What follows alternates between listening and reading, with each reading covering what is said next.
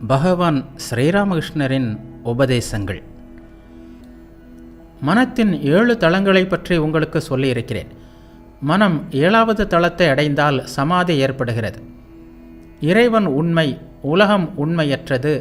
இந்த உணர்வு சரியாக ஏற்படும்போது மனம் ஒடுங்குகிறது, சமாதி நிலை வாய்க்கிறது. ஆனால் கலியுகத்தில் மனித வாழ்க்கைக்கு உணவே ஆதாரமாக உள்ளது. இறைவன் உண்மை, உலகம் உண்மை இல்லை என்ற உணர்வு எப்படி வரும்? உடல் உணர்வு மறையாமல் இந்த உணர்வு ஏற்படாது.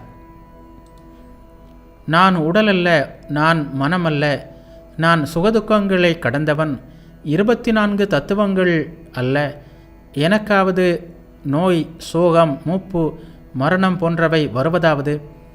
இத்தகைய எண்ணங்கள் கலியுகத்தில் கடினம். எவ்வளவுதான் ஆராய்ந்தாலும் நான் உடல் என்னும் உணர்வு எங்கிருந்தோ வந்து நிற்கிறது. நான் சர்க்கரையாக இருக்க விரும்புவதில்லை, சர்க்கரையை ருசிக்கவே விரும்புகிறேன்.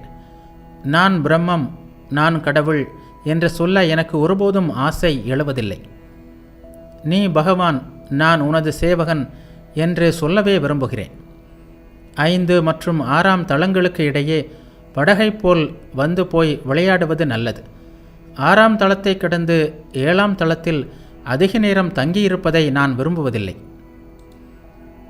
அலை கங்கைக்கு சொந்தம், அலைக்கு கங்கை சொந்தம் என்று யாரும் சொல்வதில்லை. நானே கடவுள் என்ற பாவனை நல்லதல்ல.